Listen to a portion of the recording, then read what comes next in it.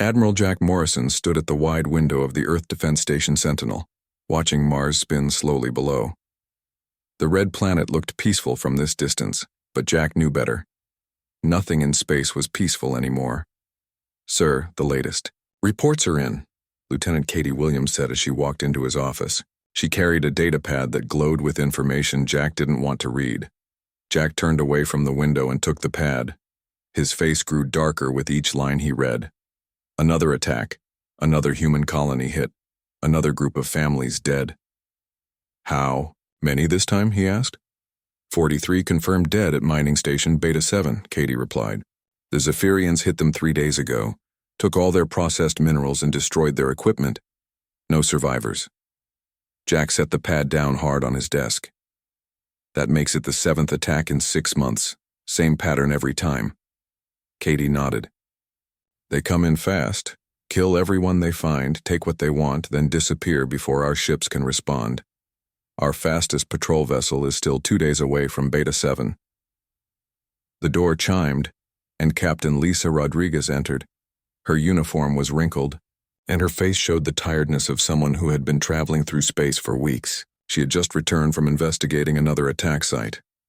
"Captain Rodriguez," Jack said. "What did you find at Harvest Colony?" Lisa's jaw tightened. "Nothing good, Admiral. The Zephyrians didn't just raid this time. They made the colonists suffer before they killed them. Burned the crops, poisoned the water supply, left messages carved into buildings." "What kind of messages?" "Threats. Warnings that humans should stay away from this sector of space. Claims that we're weak and don't belong out here." Jack felt anger building in his chest, but he pushed it down. Earth's leaders had been clear about their response to these attacks. Stay calm. Use diplomacy first. Show the galaxy that humans were civilized. "Any word from Ambassador Martinez?" Jack asked Katie. "He's still at the Galactic Council station. The Zephyrians agreed to another meeting, but they're calling the attacks resource acquisition missions. They say it's legal under galactic law." Lisa made a sound of disgust. "Legal? They're murdering innocent farmers and miners, families with children." "The Zephyrians don't see it that way," Katie said. "War Prime Kethvar told the Council that humans are new to this part of space. He says we need to learn the rules or leave." Jack walked back to the window. Mars looked the same as always, but everything else was different. When humans first reached the stars, they thought they would find peace out there. They thought other species would be like them, trying to build something better. They were wrong. "Sir," Katie said carefully, "General Thompson has been asking when Earth will authorize a real military response. The Colonial Defense League is getting angry. They say our people are dying while we talk." Jack knew Thompson was right to be frustrated. Earth had powerful warships and weapons that could stop the Zephyrian attacks. But President Carter believed that using too much force would make Earth look like the aggressor. She wanted other species to see humans as peaceful and reasonable. "What does Earth Command want us to do?" Lisa asked. "The same thing we've been doing," Jack replied. "Protect what we can, investigate the attacks, support the diplomatic process, show restraint." Lisa shook her head. "Restraint isn't saving lives, Admiral. Every time we hold back, more colonists die." Jack's communication device buzzed. The message was marked urgent and came directly from Earth Command. He read it quickly, then read it again to make sure he understood. "What is it?" Katie asked, seeing the change in his expression. "New Haven Colony," Jack said quietly. 847 people. The Zephyrians hit them yesterday. "Casualties?" Lisa asked, though her voice suggested she already knew the answer. "All of them. Every single person. Men, women, children. The Zephyrians didn't just kill them fast. They took their time, made it slow. Then they broadcast the whole thing on local communication channels as a warning to other human settlements, the Lumai." Room went silent. Katie sat down heavily in a chair. Lisa's hands formed fists at her sides. "They're not just raiding anymore," Lisa said. "They're trying to scare us away from the entire sector." Jack read more of the message. "It gets worse. War Prime Kethvar sent a formal statement to the Galactic Council. He's claiming New Haven Colony was a military base that threatened Zephyrian security. He says the execution of the colonists was justified under their war codes. That's a lie, Katie said angrily. New Haven was farming families. They grew food and raised livestock. Half the population was under 16 years old. The Zephyrians don't care about the truth, Jack replied. They care about power, and right now they think humans are too weak to stop them. Lisa stood up straighter. Are we? Too weak, I mean. Jack looked at both of his officers. They were good people who had joined Earth's military to protect human colonies. They believed in doing the right thing, but they were getting tired of watching innocent people die while Earth tried to be diplomatic. No, Jack said finally. We're not weak, but we're trying to be civilized. There's a difference. The Zephyrians don't understand the difference, Lisa said. No, they don't. To them, civilized means weak. Diplomacy means fear. Mercy means stupidity. Katie looked up from her datapad. Admiral, I'm getting reports that 3 more colonies have gone silent in the past 24 hours. No distress calls, no emergency beacons, just silence. Jack felt something cold settle in his stomach. The attacks were getting bigger, more frequent, more brutal. The Zephyrians were testing human resolve, and they liked what they saw. Get me a direct line to President Carter, Jack said. It's time for Earth to make a decision. Either we stop these attacks, or we lose every human colony in this sector. As Katie worked to establish the communication link, Jack looked out at Mars again. Soon he might be looking at the last safe human world in space, unless Earth finally decided to fight back. But fighting back meant giving up the moral high ground that Earth's leaders valued so much. It meant becoming something humans had promised themselves they would never become. It meant stopping being civilized. President Helen Carter sat at the head of the long table in Earth's high command meeting room.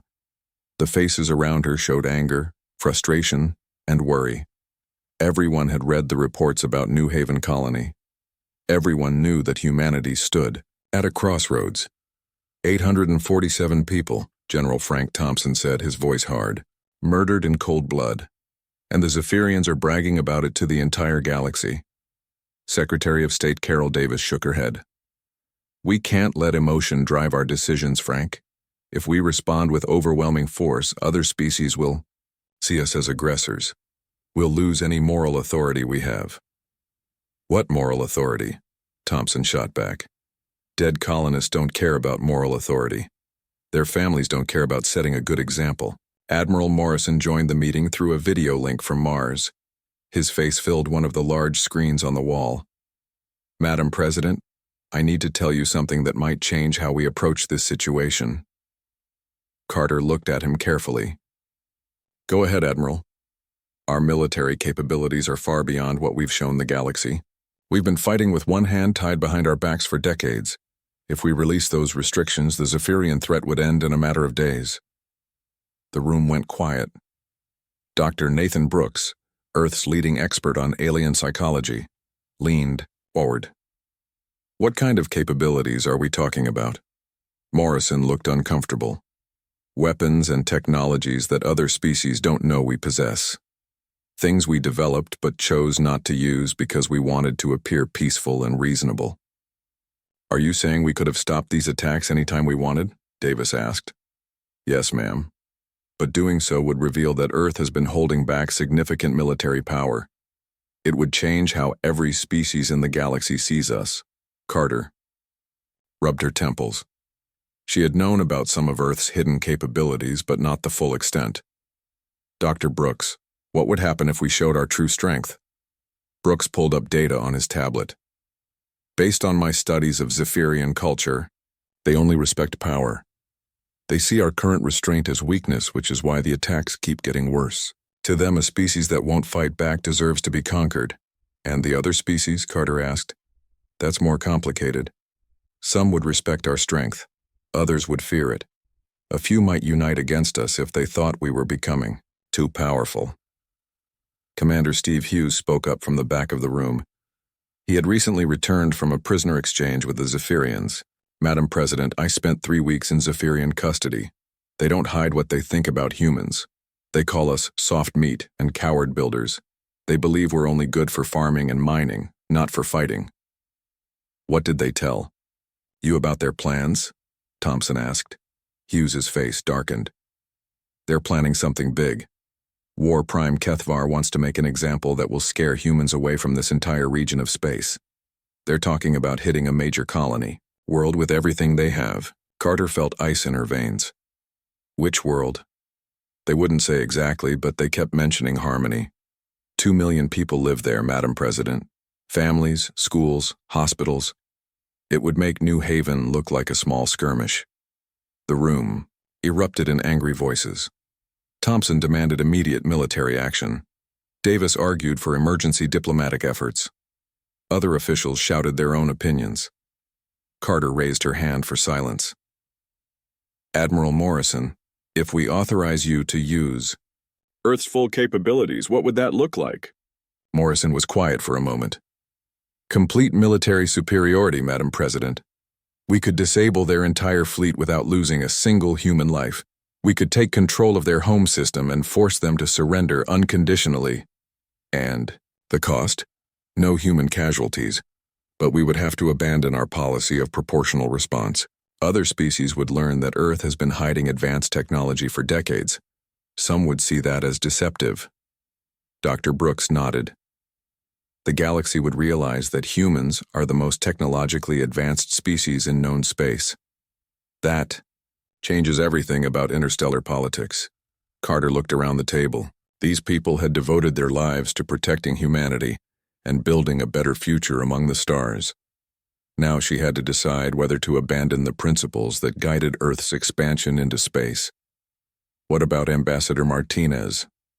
Where do things stand with the Galactic Council? Davis checked her notes. Paul is preparing for one final diplomatic session.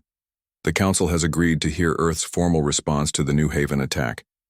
But early reports suggest that most species still see this as a human problem to solve alone. The Altarians? Chancellor, Vexthai says it's an internal matter between humans and Zephyrians. The Crystalline Collective agrees. Even the hegemony is staying neutral, though Trade Minister Zoltan suggested that humans should consider relocating to safer regions of space. Thompson slammed his hand on the table. Relocating? They want us to run away and let the Zephyrians take everything we've built? Some of them do, Davis admitted. They see humans as newcomers who need to learn their place in the galactic order. Carter made her decision. Contact Ambassador Martinez. Tell him to request an emergency session of the Galactic Council. Earth will make one final diplomatic effort. And if that fails? Thompson asked. Carter looked at Admiral Morrison on the screen. Then we show them what humans are really capable of when we stop trying to be civilized.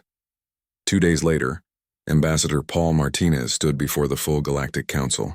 Representatives from dozens of species filled the Great Chamber, their various forms creating a rainbow of colors and shapes under the bright lights. War Prime Kethvar sat in the Zephyrian section, his scaled face showing amusement rather than concern. He had agreed to attend the session, but only to publicly justify his actions. The humans cry about weakness while hiding behind words, Kethvar announced to the chamber. They build soft colonies in our territory and complain when we claim what is ours by right of strength. Chancellor Vexthai of the Altarian Confederacy called for order. Ambassador Martinez, Earth has requested this emergency session. Please state your government's position.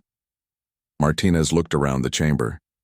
He had spent years trying to build relationships with these species, hoping to create a peaceful galaxy where disputes could be resolved through discussion rather than violence.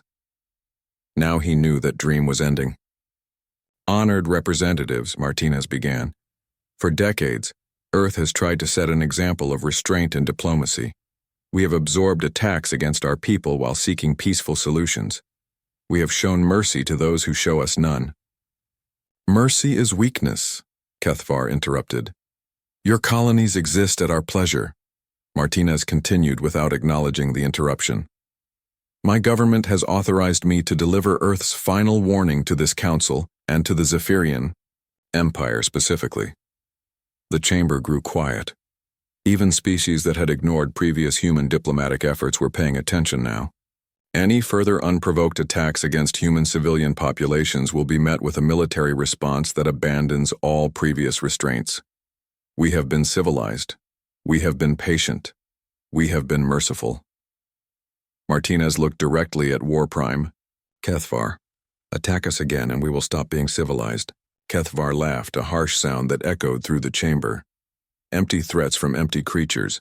We will take the world called Harmony next week. 2 million humans will learn what happens to weak species in a strong galaxy. Chancellor Vexithai looked uncomfortable.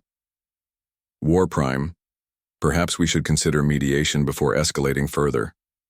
No mediation, Kethvar replied. Only strength. The humans will flee or die. Those are their choices. Martinez gathered his materials and prepared to leave. As he walked toward the exit, he turned back to the chamber.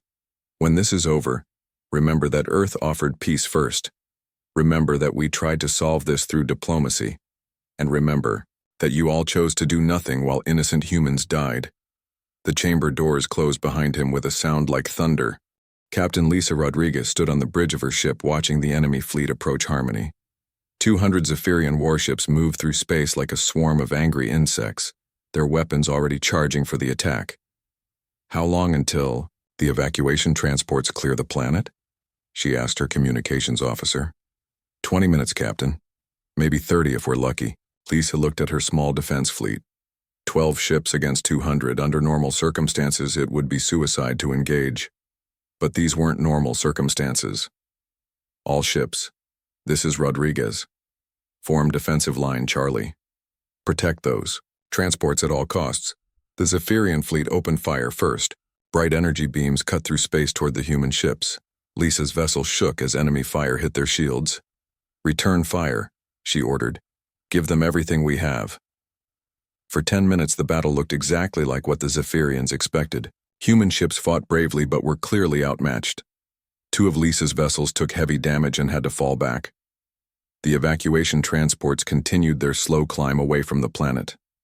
Then Admiral Morrison's voice filled every communication channel in the system. By order of Earth High Command, all human military forces are to withdraw immediately to minimum safe distance. Operation Nemesis is authorized. Lisa felt her heart pound. She had heard rumors about Operation Nemesis but never thought she would see it used. All ships, immediate withdrawal, full reverse, get us at least 50,000 kilometers from the enemy fleet. Captain, what about the transports? Her tactical officer asked. They'll be fine. Trust me. The Zephyrian commanders watched the human ships retreat and felt satisfaction.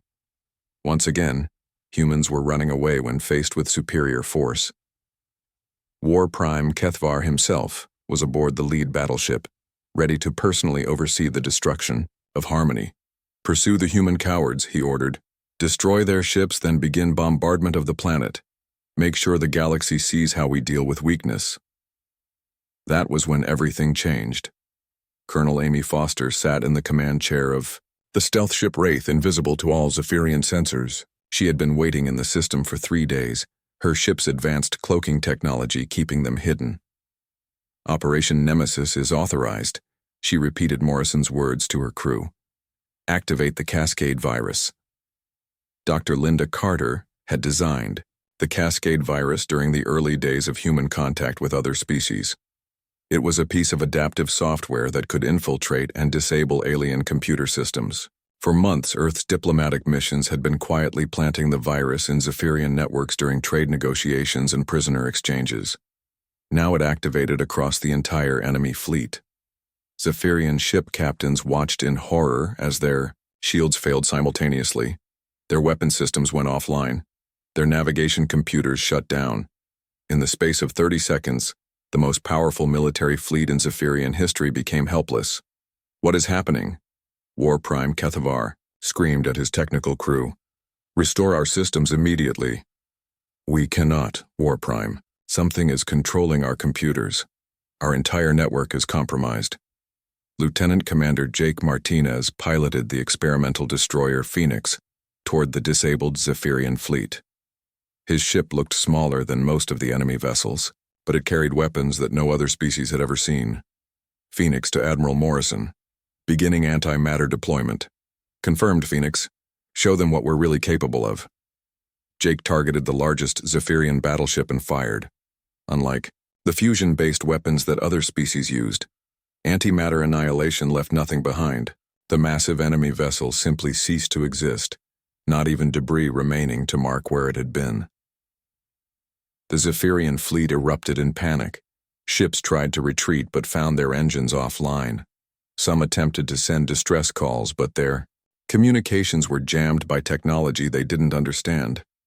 Major Tony Williams led a squadron of ships using gravitational manipulation technology. These vessels could create artificial gravity wells, bend space around them, and weaponize the fundamental forces of the universe. Williams pulled 3 Zephyrian cruisers out of their formation and crushed them together using gravitational compression. Another enemy ship tried to jump to hyperspace but found itself yanked back into normal space and held motionless. "This is impossible," War Prime Kethvar muttered as he watched his fleet being destroyed around him. "No species has this kind of technology." His science officer looked up from his instruments with fear in his eyes. "War Prime, these weapons, they're using forces we barely understand. Antimatter annihilation, gravitational manipulation, quantum disruption fields. This is technology centuries ahead of anything in our databases." Admiral Morrison's voice broadcast on all frequencies, ensuring that every ship in the system could hear his words. "War Prime Kethvar, you are surrounded by the 7th Fleet of Earth Defense Command. Your shields are down. Your weapons are offline. Your ships cannot move." The Admiral's voice was calm and professional, which somehow made it more terrifying than if he had been shouting. "You came here to murder 2 million innocent humans. You expected to broadcast their deaths across the galaxy as a warning to my species. Instead, you have learned what humans are truly capable of when we stop being civilized." Kethvar looked around his bridge. Half his crew was dead from system overloads. The others stared at their useless control panels in shock. Through the main view screen, he could see human ships moving through his fleet like predators among prey. "You cannot do this," he transmitted on an open channel. "The Galactic Council will not allow such weapons to be used. You are violating every treaty of civilized warfare." Morrison's reply was ice cold. "You forfeited the right to civilized treatment when you murdered children at New Haven Colony. You forfeited the protection of galactic law when you threatened to do the same to 2 million more humans." Another Zephyrian ship vanished under antimatter fire. Then another. The human forces weren't just winning the battle. They were demonstrating complete technological superiority. Captain Rodriguez watched from her position at the edge of the combat zone. Her hands shook as she realized what she was seeing. Earth had been holding back weapons that could have ended the Zephyrian threat months ago. All those dead colonists, all those families destroyed. It could have been prevented any time Earth chose to use its real military power. "Captain," her communications officer said quietly, "we're receiving surrender requests from 17 Zephyrian vessels. Forward them to Admiral Morrison. This isn't our show anymore." War Prime Kethvar's flagship was the last enemy ship still intact. His bridge crew was dead or unconscious. Emergency lighting cast red shadows across the broken equipment. He could hear human voices on the communication system, calm and professional as they coordinated the destruction of his empire's greatest fleet. "War Prime Kethvar," Admiral Morrison's voice filled his bridge. "You have one chance to survive this encounter. Order the immediate release of all human prisoners. Provide full reparations to the families of every human your forces have killed. Surrender your remaining military assets unconditionally." Kethvar's pride warred with his survival instinct. He had built his reputation on strength and conquest. Surrendering to humans would destroy everything he had worked for. "And if I refuse?" he asked. "Then you will discover that antimatter annihilation is not the most terrible weapon in Earth's arsenal." As if to emphasize the point, the human fleet demonstrated their next capability. The star at the center of the system began to flare, its light growing brighter and more intense. Solar radiation washed across the system in waves that would have been deadly to unshielded vessels. "We can make stars dance to our will," Morrison continued. "We can extinguish suns or make them burn brighter. We have weapons that could crack planets in half and technologies that could make entire solar systems uninhabitable. The star's flare ended as suddenly as it began, leaving the system bathed in normal light. But we choose not to use them because we still remember what it means to be civilized. The question is whether you are wise enough to accept mercy when it is offered. War Prime Kethvar looked at the wreckage of his fleet. In 30 minutes, the humans had destroyed the most powerful military force the Zephyrian Empire had ever assembled. They had done it without losing a single ship. More importantly, they had done it while showing capabilities that no other species in the galaxy possessed. "I surrender," he transmitted on all frequencies. The Zephyrian Empire surrenders, unconditionally to Earth. The battle for harmony was over, but the war for the galaxy's future had just begun. News of the Zephyrian fleet's complete destruction spread through galactic intelligence networks like wildfire.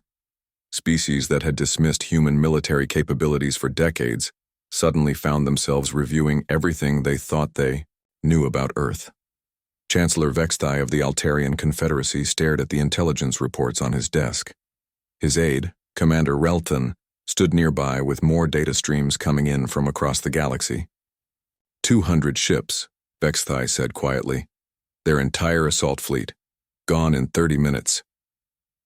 The reports are confirmed from multiple sources, Relthan replied. Zephyrian survivors describe weapons that seem impossible. Ships that vanish. Completely. Technology that can manipulate gravity itself. And the star manipulation? Also confirmed. The humans made their systems sun flare on command. The energy readings were off our measurement scales. Vexthai leaned back in his chair. The Altarian Confederacy had been the dominant military power in this region of space for over 1,000 years. Now it seemed that humans had been quietly surpassing everyone while pretending to be weak newcomers. Get me a direct communication line to Earth. We need to reconsider our relationship with these humans. Meanwhile, Agent Sarah Mitchell watched, from her hidden position on the Zephyrian homeworld, as chaos erupted in their capital city. She had been Earth's deep cover operative in Zephyrian space for 3 years, gathering intelligence while posing as a trade representative. Now she was documenting the complete collapse of Zephyrian society. "Sarah to Earth Command," she transmitted, through her encrypted communication device. "The Zephyrian government is falling apart. War Prime Kethvar's surrender has triggered massive civil unrest. Multiple regional governors are declaring independence." Admiral Morrison's voice came through the secure channel. "What's the situation with their remaining military forces?" "Most ship captains are refusing orders. Some are fleeing to neutral space. Others are trying to negotiate separate peace deals with Earth. The few loyal commanders left are fighting each other for control." Sarah moved to a different observation point and continued her report. "The civilian population is terrified. They've been told their entire lives that the Zephyrian military was invincible. Learning that humans destroyed their best fleet without breaking stride has shattered their worldview. Any threats to human prisoners or civilians in Zephyrian space? Negative. Local authorities are releasing human captives as fast as they can process them. Nobody wants to give Earth any reason for a follow-up demonstration." 3 days later, Fleet Admiral Pete Johnson led a task force of 30 human ships directly into the Zephyrian home system. Unlike the battle at Harmony, this wasn't a fight. It was a demonstration of power designed to be seen by the entire galaxy. "Admiral Johnson to Zephyrian Defense Command," he broadcast on all frequencies. "You have been monitoring our approach for the past 6 hours. Your orbital defense platforms have been targeting our ships during that entire time. You should know that we could have disabled your entire network at any point during our approach." The Zephyrian Fleet Commander, Admiral Thekmore, responded with a shaking voice.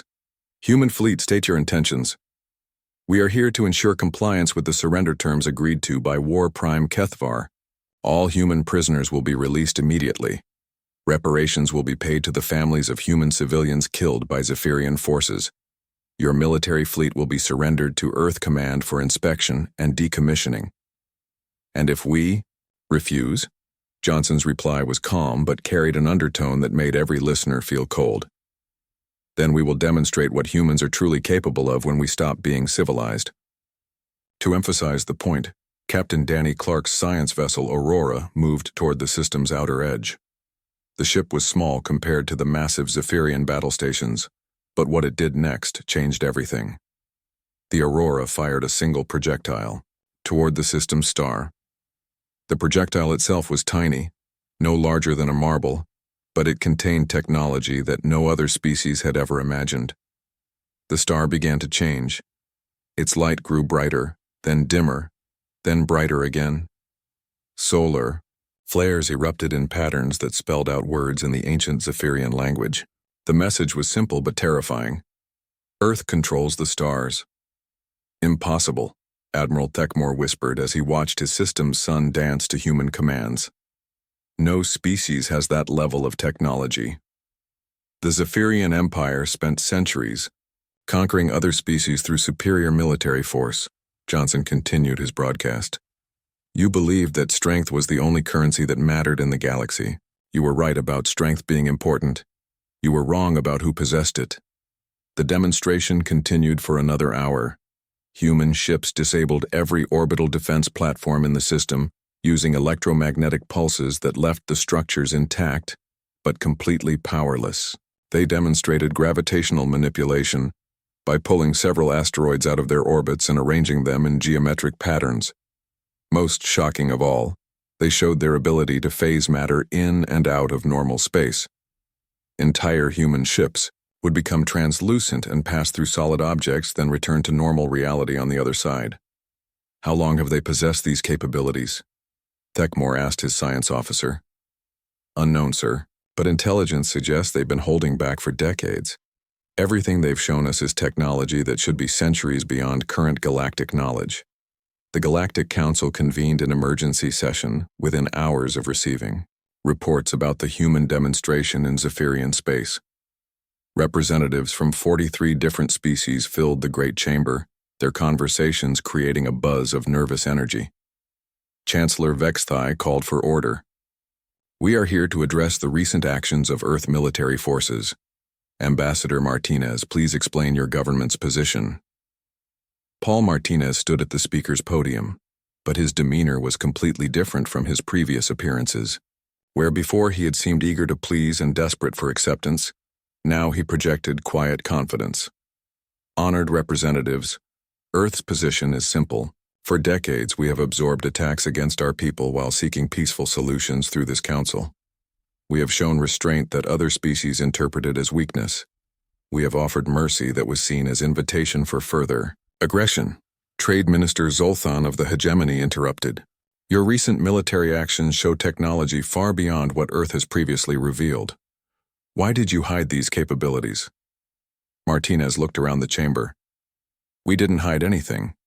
We simply chose not to use our full capabilities because we believed in setting a civilized example. We hoped other species would follow our lead toward a more peaceful galaxy. Instead, he continued, our restraint was exploited. Our people were murdered.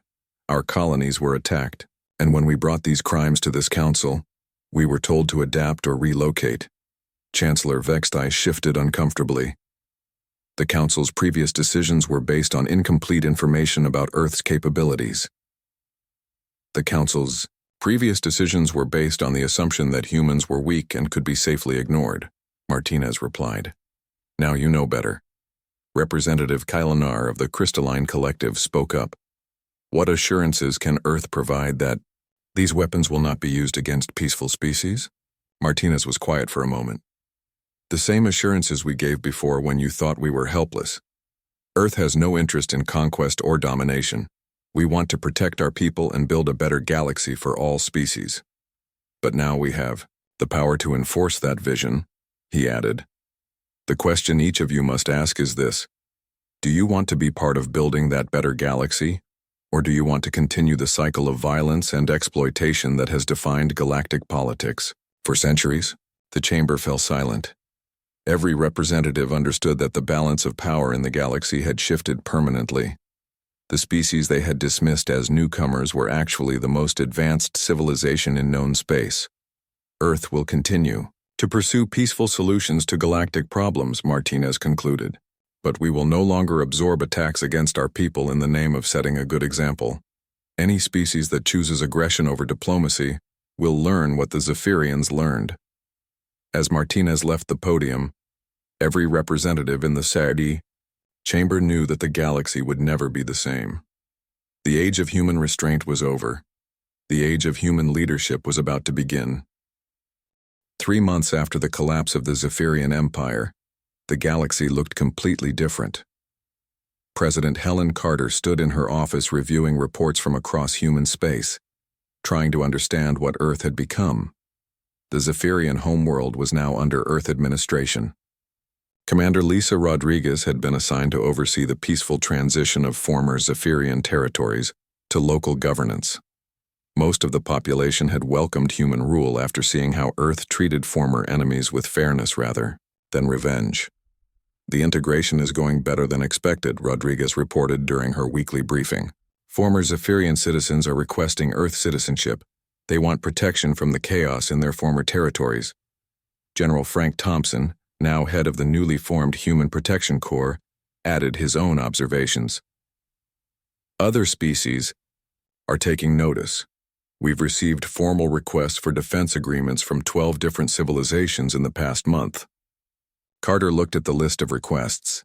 Species that had ignored human diplomatic efforts for decades were now begging for Earth's protection. The irony wasn't lost on her. What about the Altarian Confederacy? She asked. Chancellor Vexthai sent Ambassador Telnara to negotiate a formal alliance, Thompson replied. They're offering to share their quantum computing technology in exchange for defensive guarantees. Dr. Nathan Brooks, who had been studying the psychological effects of Earth's new status, spoke up from his chair near the window. Madam President, we need to be careful about how we handle these requests. The galaxy is experiencing a power vacuum. Everyone wants to be on the winning side, but that doesn't mean they trust us. Carter nodded. She had been struggling with the same concerns. Earth had achieved security for its colonies and respect from other species, but at what cost? Dr. Brooks, what are you seeing in terms of how humans are adapting to our new role? Brooks consulted his notes. Mixed results. Our military personnel are more confident and colonists feel safer. But there's also increased militarization in human society. Some people are starting to see other species as potential threats rather than potential allies. The president walked to the window overlooking the capital city. Below, she could see construction crews working on new government buildings designed to handle Earth's expanded role in galactic affairs. Are we becoming what we fought against? She asked quietly. Before anyone could answer, Admiral Morrison's image appeared on the main communication screen. His face was grim. Madam President, we have a new situation. Long-range sensors have detected something approaching from the galactic rim. It's big, and it's not showing up in any of our databases. Carter felt ice in her stomach. What kind of big? Preliminary scans suggest artificial structures the size of small moons, multiple contacts, moving information toward populated systems, and they're not responding to any communication attempts. The room went silent. After dealing with the Zephyrian threat, everyone had hoped for a period of peace to figure out Earth's new role in the galaxy. Any idea who or what they are? Thompson asked. Morrison shook his head. Nothing in our records, but the energy signatures are unlike anything we've encountered. These aren't ships built by any known species. Dr. Brooks leaned forward. Could they be automated? Ancient defense systems or exploration probes? Possible. But if they are, they're incredibly advanced. Our best estimates suggest they've been traveling for thousands of years. Carter made her decision quickly. Admiral, I want our best science teams analyzing every piece of data we can gather. General Thompson, put the Human Protection Corps on high alert and get me a direct line to the Galactic Council. 2 days later, Ambassador Paul Martinez found himself in an unprecedented situation. For the first time in galactic history, every known species had requested an emergency council session to address a threat that endangered all of them. Chancellor Vexthai called the meeting to order, but it was clear that everyone was looking to Earth for leadership. Ambassador Martinez, Vexthai said, Earth's military capabilities appear to be our best hope against this unknown threat. What is your government's position? Martinez looked around the chamber. These were the same representatives who had ignored human pleas for help against the Zephyrians. Now they needed Earth's protection against something even worse. The approaching entities have been designated as the Void Seekers, Martinez began. Our analysis suggests they are an ancient machine, intelligence that has been dormant for millennia. Unlike the Zephyrians, this enemy represents an existential threat to all organic life in the galaxy. Trade Minister Zolthan spoke up nervously. What do they want? Based on their movement patterns and energy signatures, we believe they're seeking to eliminate biological life forms. They may see organic species as a contamination to be cleansed. The chamber erupted in frightened voices.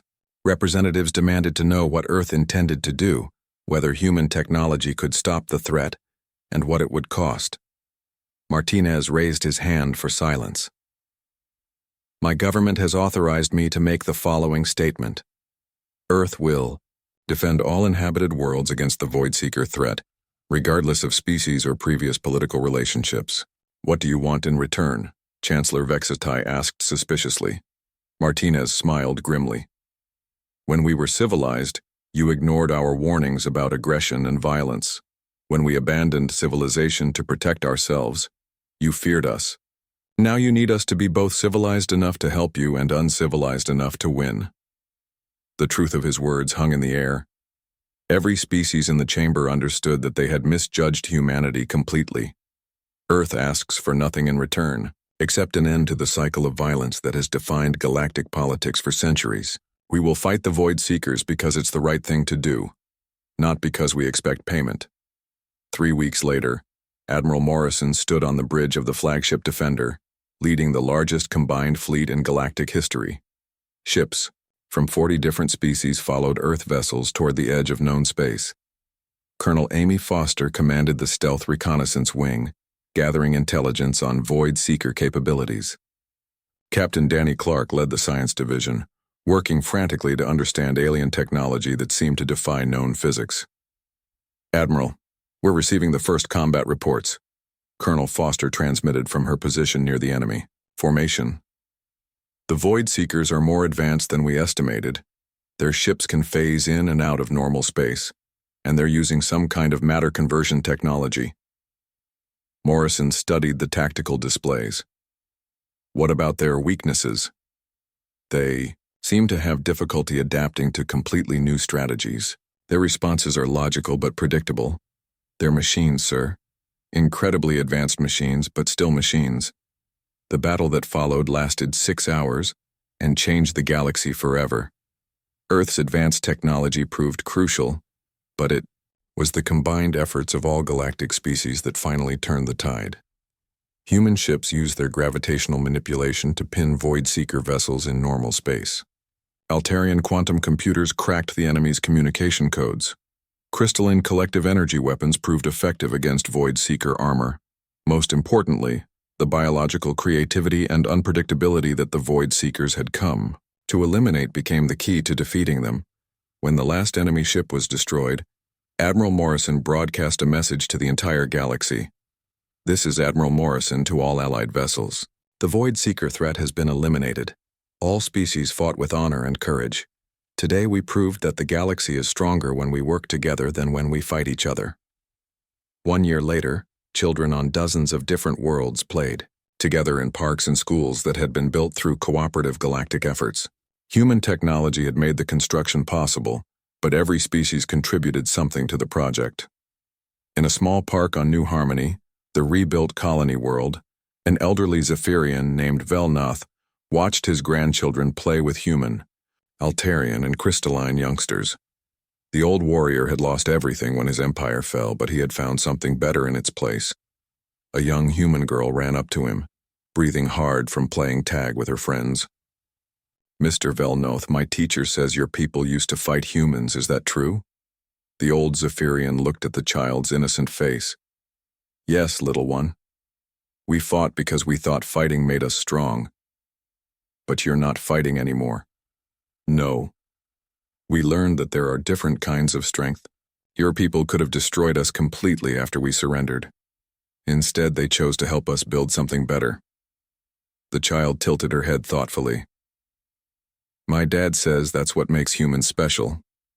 Not that we can blow up stars, but that we choose not to. Velnoth smiled. Your father is very wise. As the children ran back to their games, Velnoth looked up at the stars.